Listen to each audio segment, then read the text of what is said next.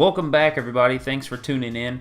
I'd like to start this little blurb with taking a second and saying, if you haven't already done so, please just take 2 seconds and click the subscribe button below the video, and make sure you click the notification icon so you don't miss out on anything I upload.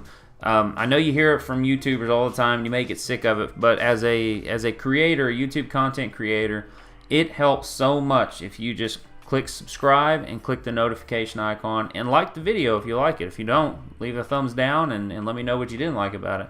But just take the time, if you don't mind, and click subscribe if you like the content. I like making it for you all regardless.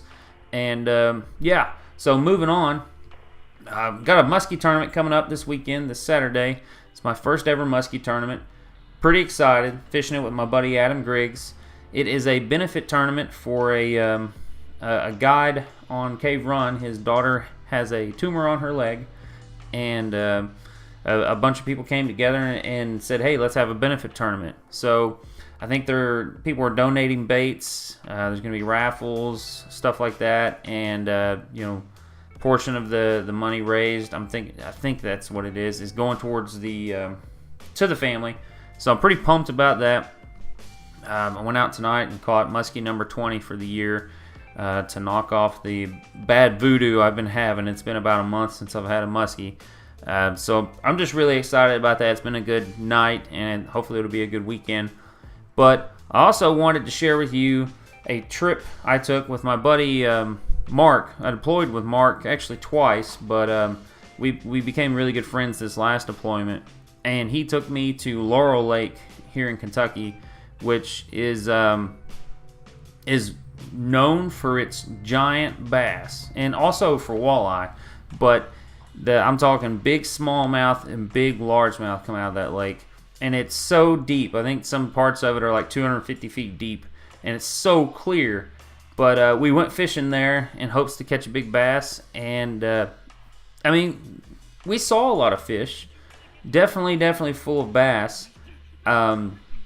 I hooked a nice bass, one in particular that just broke my heart at the side of the boat, but I could not keep a hook in any one of my bass. They were all biting on the Ned rig, and as many of you all know, the Ned rig just absolutely, it either brings the fish in or it slings it out like almost immediately. Like the Ned rig is a harsh teacher, as one of my friends put it, and this fish just spit the hook right at the side of the boat and just crushed my soul.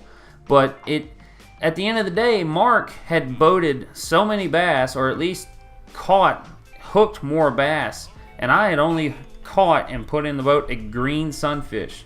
And I was getting frustrated, but at the end of the day, I kind of had like a little light bulb at the end, go over my head, and I'm like, he may have just been doing better than me, but he also was using 10-pound fluorocarbon line.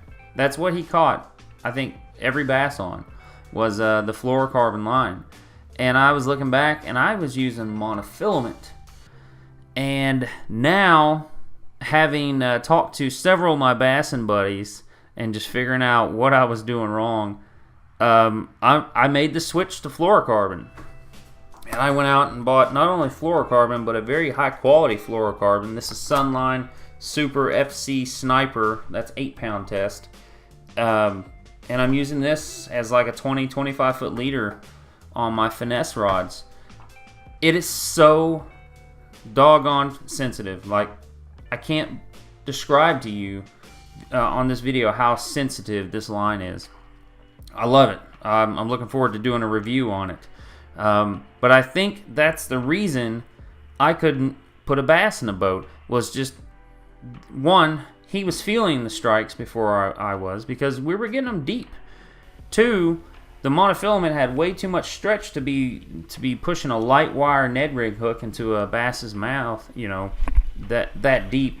And three, they could see my line versus his. Fluorocarbon is darn near invisible underwater.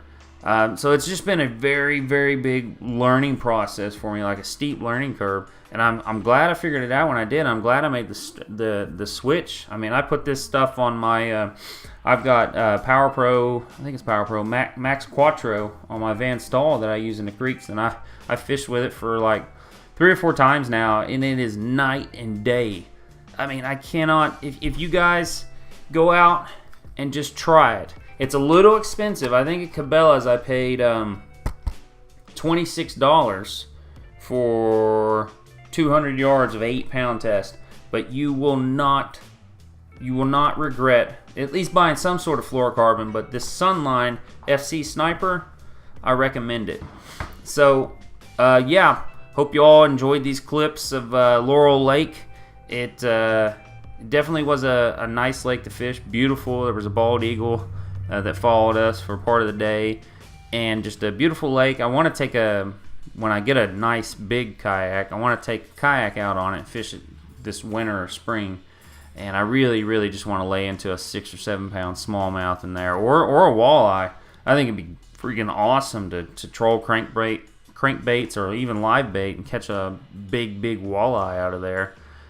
So yeah, stay tuned because the tournament's this Saturday.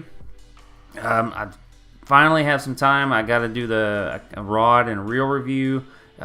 So much stuff coming up, and not to mention I have a giveaway coming next month just for my subscribers. So I'm not going to announce it on Instagram or Facebook. I'm just going to put it up, and if you're subscribed, then you can be part of it. Yeah. Anyways, thanks for watching, and I got to shut up and get the rest of my night started. I got stuff to do. So you all keep fishing and have a good day or night wherever you're at.